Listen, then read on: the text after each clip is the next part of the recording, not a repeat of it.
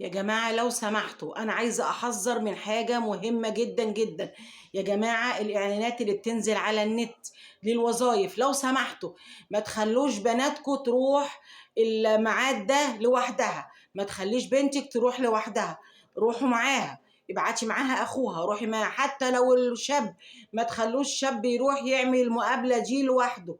لو سمحتوا يا جماعة احنا عايزين لو سمحتوا نخلي بالنا من عيالنا.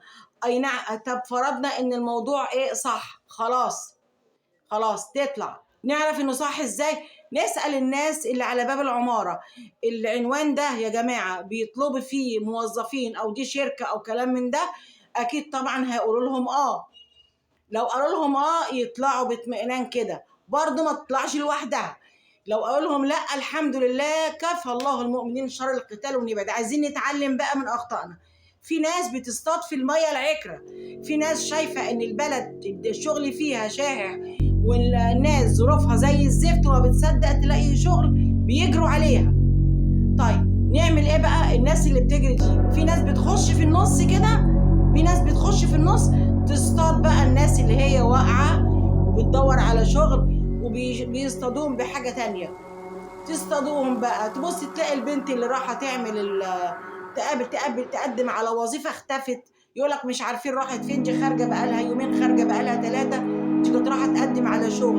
الشاب نفس الحكايه، اوعى ننسى حكايه الشاب مينا اللي كان رايح يقدم على شغل برضه ونزل بحجه التوظيف، وادينا طبعا كلنا عارفين ان هو اتاخد واتقتل وكلام من ده عشان سبب كده. وبرضه في بنت في شبرا الخيمه بقالها 4 ايام مش لاقيينها، كانت نازله تقدم على شغل، نازله حسب الاعلان راح تقدم على شغل. المصيبه ان هي ما قالتش لامها ولا لابوها الاعلان ده فين، هي قالت لهم في وظيفه ورايحه اقدم، خدت ميعاد ورايحه اقدم بس، وغيرها وغيرها وغيرها. احنا مش هنخسر حاجه، مش هنخسر حاجه لما نأمن ونخاف على اولادنا، مش هنخسر حاجه لما الشاب يبقى رايح يعمل انترفيو اللي هو يقدم يعني ويعمل مقابله وياخد معاه حد. مش هتخسر حاجه، مش هتخسر حاجة، دي حاجة كده حرص وما تخونش. ايه المشكلة؟ من باب الحرص. البنت لو راحة كده برضو ما تسيبيهاش تروح لوحدها، ما تسيبيهاش تروح لوحدها، ابعتي معاها اخوها، روحي معاها، يروح معاها ابوها.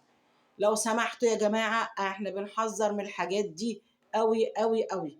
لو سمحتوا يا ريت يا ريت يا ريت نخلي بالنا من المواضيع ديت، يا ريت يا جماعة، يا ريت نخلي بالنا. وكل بنت كل بنت لو سمحتي لو انت خارجه رايحه مع واحده صاحبتك قولي لامك، قولي لامك تبقى عارفه انت فين، قولي لامك عرفيها انت رايحه فين. ما تروحيش مع واحده صاحبتك منك لنفسك من غير ما تقولي لامك، انت الخسرانه يا اختي. على الاقل لما تتذبحي يعرفوا انت اتذبحتي فين. قولي لامك، ما تبقيش ماشيه في شارع وتقولي انا ليا واحده صاحبتي ساكنه في العماره دي اطلع اسلم عليها. منك لنفسك. طبعا امك ما تعرفش انك طالعه عند صاحبتك ولا طالعه عندي، لا انت طالعه منك لنفسك. بلاش الكلام ده، بلاش فتحه الصدر وتحسي ان انت ايه بنت مية مية بقى وممكن تطلعي وتنزلي والكلام ده. اتخن منك وقع بسبب الحركه دي. يا جماعة لو سمحتوا لو سمحتوا خلي بالكم من ولادكم. مش هنقعد بقى نقعد كل يوم والتاني نقول يا بنات يا بنات وخلي بالكم يا حريم خلي بالكم يا مش.